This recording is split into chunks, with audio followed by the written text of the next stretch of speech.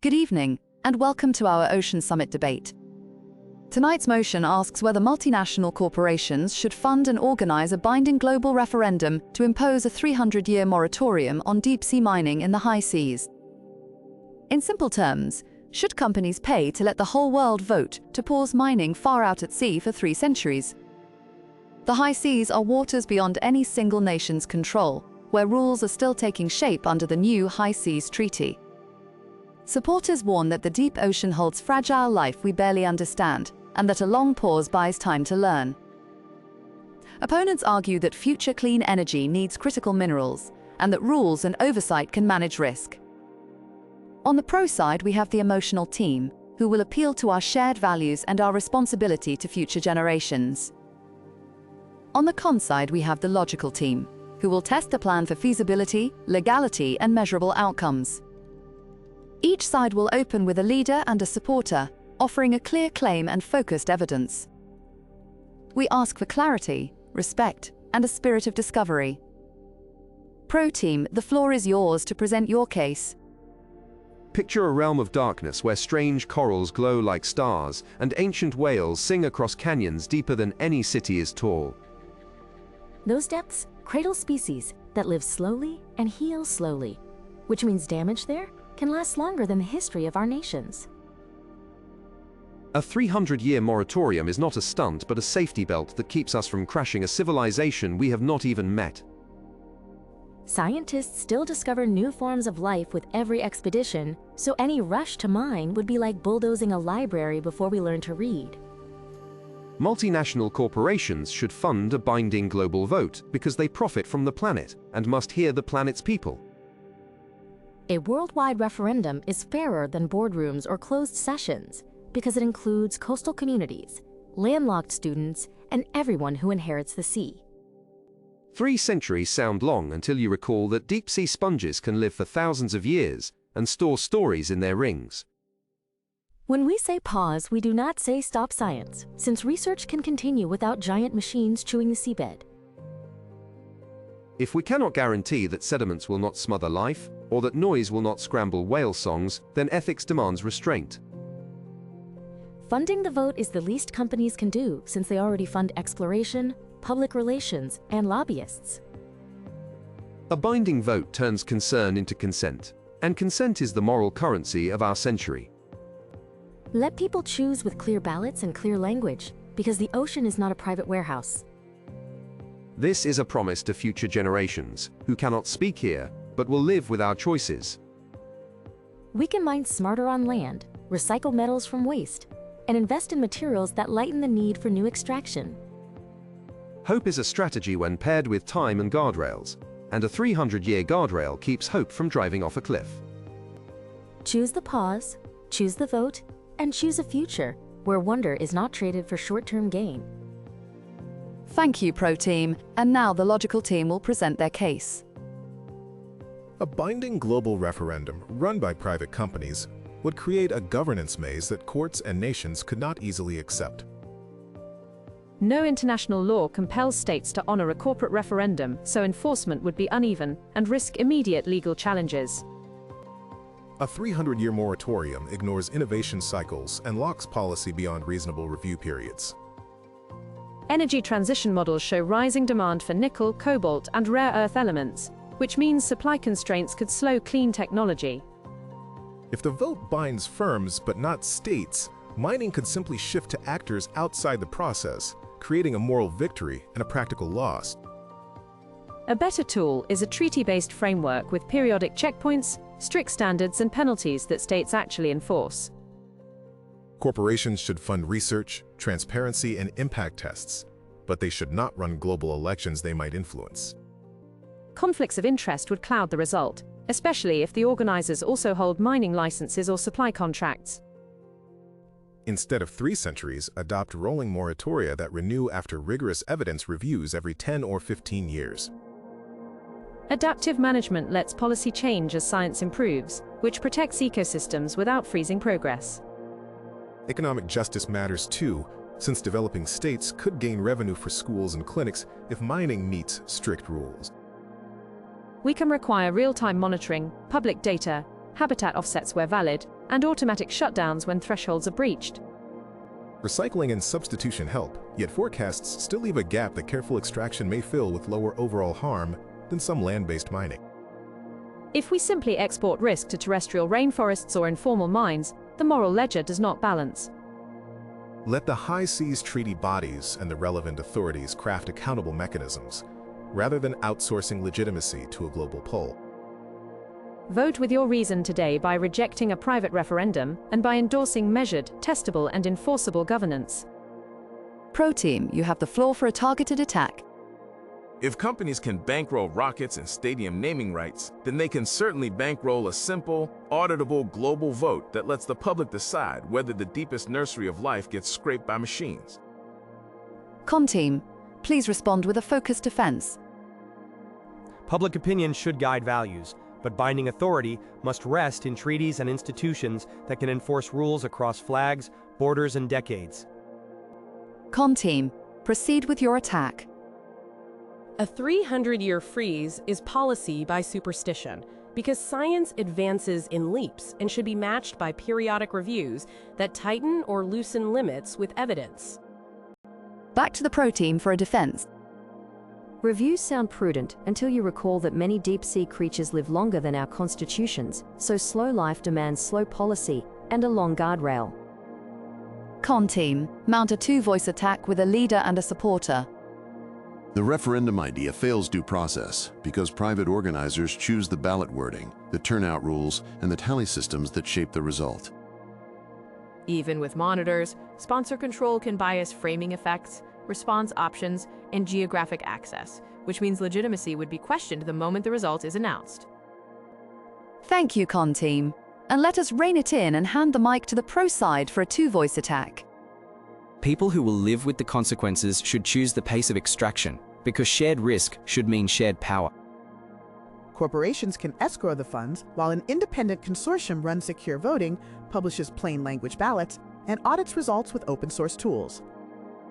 Pro Team, that is enough for now, and we will pass control to the con side for a two-voice defense with an answer and a provocative counter. Answering plainly, a consortium still lacks treaty standing, so non-signatory states or opportunistic actors may ignore the vote and create a tragedy of good intentions. Here is our challenge back to you. Would you accept a binding global vote that requires mining if new evidence shows lower harms than terrestrial extraction and recycling gaps persist? Pro Team, please deliver a two-voice defense with one answer and one pinpoint critique. Our answer is yes to binding public choices when the information is full and independent, but a fair vote today would still voice caution because unknowns dwarf knowns. Your weakness is procedural tunnel vision, because you design perfect enforcement blueprints, while real habitats face irreversible bulldozing under imperfect oversight. Judges, we invite a mid-round temperature check and ask each of you to share which team you favor so far, one strength of that team, one weakness of the other, and a short encouragement to both. At this point I lean pro because their moral clarity paints a vivid canvas of fragile timescales, while the con side underrates how aesthetics and empathy can guide risk thresholds. And I urge both teams to fuse heart with hard numbers. My current nod goes to con for their institutional realism and sharp questions about enforcement, while the pro case risks romanticism without governance detail. And I want both sides to turn their rhetoric into testable designs. I tentatively favor con for proposing review cycles that recognize uncertainty, while pro needs firmer mechanisms for execution and audit, and I encourage both teams to translate principles into practical schedules and triggers. Round 2 begins with fresh angles, and we start by passing to the con team for an attack. Your plan outsources sovereignty by letting capital set the stage for public authority, which flips a constitutional order that should place states, not sponsors, in command. Pro Team, offer your defense. Funding the stage does not own the script, and arm's-length design with universal access can keep the money separate from the mandate. Pro Team, continue with a single voice attack. If the deepest ocean is the last quiet cathedral of Earth, then the burden is on would-be miners to earn a social license with unanimity, or near unanimity, rather than scraping by with pluralities. Con Team, please provide your defense. Unanimity is a veto by the most fearful, So a rational threshold must balance risk with the needs of billions who want reliable clean energy at just prices. Pro Team, deliver a two-voice attack with a leader and a supporter. The clean energy story becomes hollow if we shred ecosystems to power conscience-free gadgets. Circular economy policies, urban mining from e-waste, and material light design can shrink demand faster than your models assume when scaled with real incentives. Con Team, your turn for a two-voice attack. Your circular hopes are admirable, but the math still shows a supply gap and aggressive decarbonization pathways, even with high recycling rates. A pilot-only approach lets us run controlled trials with strict stop rules, real-time acoustic and sediment monitoring, and automatic shutdowns that cut harm while generating hard data. Pro Team, we now seek a two-voice defense, with one focused answer and one pointed question back. The ocean is not a laboratory where failed pilots can be erased, so stop rules after damage do not resurrect crushed fields of sponge and coral. If your pilots cause a cross-boundary plume that confuses whale navigation, who accepts liability across nations and across centuries? Con Team, answer with a two-voice defense consisting of one answer and one identification of the opponent's weak seam. Transboundary liability can be pooled through an international fund financed by license fees and strict bonds, with claims adjudicated by agreed panels and paid on measurable triggers. Your weak seam is the assumption that a 3-century pause automatically protects ecosystems. Yet illegal actors may exploit the vacuum while science starves for data. Pro Team, the mic returns to you for a focused attack. When the first rule of medicine is do no harm, the first rule of deep-sea policy should be do not guess with bulldozers. Con Team, defend concisely. We are not guessing but proposing staged learning with breaks, black box telemetry, and public dashboards that let everyone see and stop harm. Con Team, launch another attack. A corporate-funded global vote could turn into a marketing contest where the best ad agency wins the planet. Pro Team, defend with care. We can firewall campaigning by banning sponsored ads, providing equal airtime, and using verified civic channels that prioritize information over slogans. Con Team, proceed with a paired attack. A 300-year number is theatrically tidy but intellectually lazy because it is not tied to biological recovery models or technological horizons. Show us a function rather than a symbol. For example, a moratorium that lasts until specified biodiversity indices recover and detection technologies reach named thresholds. Pro Team, you may answer with a paired attack of your own. The function you ask for still implies long spans, because the recovery of slow-growing fauna will outrun our political patience. A long headline keeps politicians from moving goalposts while independent scientists track those indices you mentioned without a countdown clock pushing corners to be cut. Con Team, prepare a two-voice defense featuring a responder and a provocateur. We accept long spans when grounded in measurable indicators and verified by third parties who can compel compliance. Here is a provocation for clarity. If robust pilots show negligible harm with redundant safeguards, will you still insist on a 300-year ban because it feels righteous? Pro Team, answer with two voices, one direct and one that exposes a soft spot. If harm is truly negligible across time and space, public consent may shift, but our bar for negligible in the abyss must be extremely high. Your soft spot is faith in control systems, because redundancy fails under compound stress, and the ocean does not hand out do-overs. We will now check again with our judges for a brief mid-course note, before moving to new subtopics. Pro currently moves me with a human-scale narrative of patience and guardianship, while Con sometimes treats beauty as a rounding error, and I invite both sides to score their values on a shared metric the audience can grasp. Con still edges ahead for building scaffolds of process and verification, while Pro occasionally trades mechanisms for metaphors, and I challenge each to present one transparent flowchart the public could trust.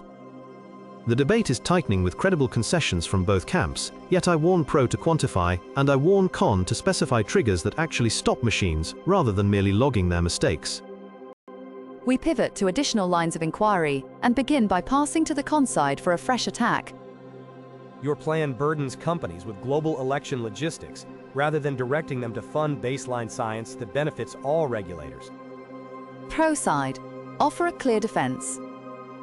Financing the vote and financing the science are complementary obligations when the activity at stake could redraw ecosystems. Pro side, continue with a single voice attack. If your governance relies on trust, then trust starts with consent, and consent from the planet's people requires more than consultation memos. Con side, please defend succinctly. Consent is reflected in elected governments agreeing to binding treaties, which ensures continuity beyond corporate branding cycles. Pro side, proceed with a paired attack. A child in Lagos or Lima deserves a vote on what happens to a shared ocean they will inherit. A global ballot can be enfranchising curriculum in civics, science, and solidarity, creating informed generations before any industrial footprint appears. Con side, your paired attack is next. Global ballots risk disenfranchising those without digital or logistical access, even if intentions are pure. A stratified sample referendum with weighted representation might be more rigorous and cheaper, but then we circle back to legitimacy and compliance. Pro side, please deliver a two-voice defense with an answer and a constructive tweak. Universal access can be secured through public polling places, paper options, braille ballots, and traveling civic caravans backed by transparent observers. If legitimacy is the key, then pair the vote with a treaty clause that recognizes its outcome as a trigger for moratoria under the High Seas framework. Con side, return with a two-voice defense consisting of a direct rebuttal and a diagnostic of the opponent's vulnerability. Treaty triggers require sovereign agreement upstream and cannot be outsourced to a vote whose process varies by country. Your vulnerability is the assumption that participation equals understanding, because complex ecological risk can be misread without rigorous, balanced education materials. Pro side, continue with a focused attack.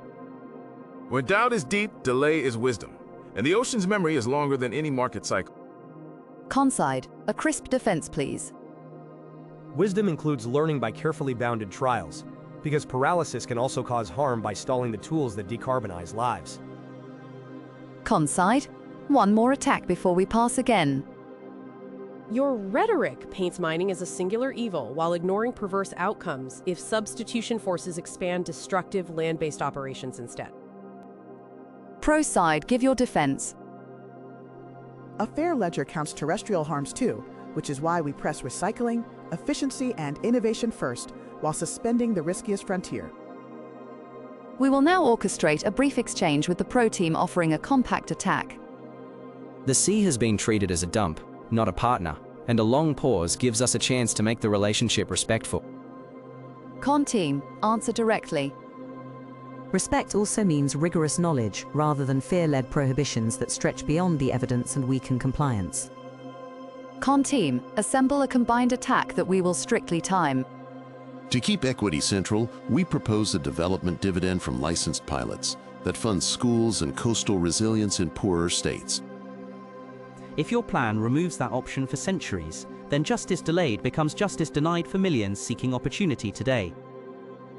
Pro team, you may answer with a combined attack of your own within the same limits. A dividend funded by uncertain harm is a bargain with a bill we send to species that cannot vote. True justice builds capacity without gambling the last intact biomes, so invest those billions in reuse, redesign, and community microgrids instead.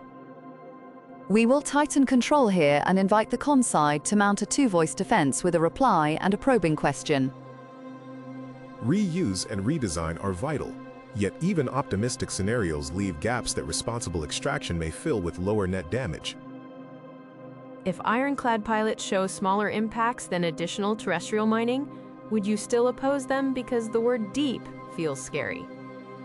Pro team, two voices again, one clear answer and one calibrated critique. If pilots meet thresholds set by independent panels with power to halt operations instantly, our resistance could soften, but those thresholds must be conservative enough to respect slow life. Your plan lacks culturally independent oversight, embedded with communities and scientists at sea, rather than dashboards far from the plume. We close this segment with a brisk sequence of clarifications, and I will pass to the con side for a final attack in this block. By treating time as a shield, you risk making a symbol that satisfies the conscience while failing to stop illegal or unilateral moves outside your framework. Pro side, your concluding defense for this phase. Symbols steer laws, and a bold pause can set the norm that turns illegal shortcuts into reputational disasters no investor wants to touch. Con side, one last concise attack to cap the round. You promise a global chorus, but a corporate-funded stage still echoes with power, and we should write governance that outlives brands and buzzwords. Pro side, provide the last defense of this sequence before we move to closing crossfires. Let power pay the bill while people write the rules, because accountability begins when money stops telling the story and starts taking notes. Before we move to closing arguments, are there any new angles or last points either side feels must be heard? Yes, we have not confronted the moral math of taking from a realm that cannot protest in our language. We have a point as well, which is that moral math needs units, baselines, and instruments, or it becomes a mood board. The unit is a life that grows like a slow clock, and the baseline is silence that mining threatens to break forever. Silence is not a policy tool, so give us measurable thresholds, transparent models, and revision windows that citizens can audit. Give us a guarantee that revisions will not be rushed by quarterly earnings calls, and we will talk about windows. Guarantees come from institutions with teeth, not from ballots paid for by the very firms that benefit from a certain outcome. Teeth can be public too, and a global vote can give those institutions the mandate to bite when profit takes the wheel. Mandates without jurisdiction collapse at the first border, which is why treaty authority must anchor any schedule of pauses or pilots. A treaty can name the vote as its trigger, and that simple hinge would turn public will into lawful action. Then the work is treaty engineering, not branding a plebiscite as a shortcut to legitimacy that will not survive court review. Legitimacy also comes from feeling seen, and coastal fishers and students want more than a footnote in minutes from distant rooms. Feeling seen matters, yet we must deliver lights and transit that decarbonize lives, and materials must come from somewhere with the least harm. Least harm includes the harm to wonder, which keeps us human and keeps our science curious instead of merely hungry. Wonder should guide questions, while answers must come from data that a skeptical regulator can verify under pressure. Pressure is why we ask for a long pause that keeps mistakes rare and reversible rather than constant and cumulative. Reversibility improves with pilot scale, remote shutdowns, and live telemetry that the public can watch like a weather map. A weather map is useful after storms, while a moratorium is the levee that keeps the storm from reaching the town. Levees fail when not maintained, and a fixed century count is maintenance by superstition rather than by inspection. Our century count is a headline humans remember, while scientists do the careful inspection you respect. Headlines fade when markets tighten, so we prefer clauses that bind through verifiable impact rather than poetry. Call it poetry if you like, but it is a promise that says we will not trade the last quiet valley for a faster phone. We are not building faster phones, but turbines and storage that keep hospitals running when the wind drops. Hospitals run on dignity too, and dignity grows when the sick are not healed at the cost of silencing the sea. Dignity also grows when decisions are fair, transparent, enforceable, and adjustable, which our framework makes possible. Make it possible to vote on the framework itself, and we meet you halfway, with a pause that teaches patience. We meet you with staged consent tied to thresholds, so that patience becomes a ladder rather than a wall. A ladder still needs a safety net, and the net is a long moratorium that catches us if our cleverness slips. Build the net from bonds, audits, kill switches, and open sensors, not from a number chosen for drama. The drama is the abyss looking back at us and asking whether speed is our only language. Our language is prudence under constraint, and our grammar is evidence that updates when the world does. We will pause the free exchange here and invite the pro team to deliver their closing case first. Here are the facts we ask you to hold firm, which include slow-growing species, fragile food webs, transboundary plumes, and vast unknowns that outnumber our certainties. Here is our appeal to your judgment, which is to choose consent over convenience, patience over pressure, and a binding global vote that tells power to listen before it drills. Thank you. And now the con team may offer their final case. Our factual map shows real material gaps for the energy transition, stronger outcomes when policy adapts on schedules, and higher compliance when states anchor rules they can enforce. Our appeal is to your sense of workable justice, which rewards caution with rigorous pilots, guards ecosystems with hard stops, and rejects a private referendum that cannot bear the weight of law. Judges, please share your evaluations and your current verdicts, and we will hear from each of you in turn. I cast my vote for the pro team because they defended a humane precaution with concrete avenues for public mandate, while still leaving room for science to breathe through the long watch. My decision goes to the con team because they built a scaffold of enforceable governance with review cycles and accountability that I can actually imagine surviving contact with reality. I award the win to the con team because their plan ties restraint to measurable triggers and institutions, which makes compliance more likely and slippage less easy to hide. By a 2-to-1 decision, the logical team takes the debate, and we congratulate them on a hard-fought victory. We are grateful for a debate that forced us to sharpen safeguards and to respect the sea, not with slogans, but with systems that can actually stop harm. We thank our opponents for a fierce defense of patience, because their passion will keep our instruments honest and our pilots humble. We congratulate the winners and remind everyone that winning the vote tonight does not end the ocean's story, which is written in centuries, not cycles.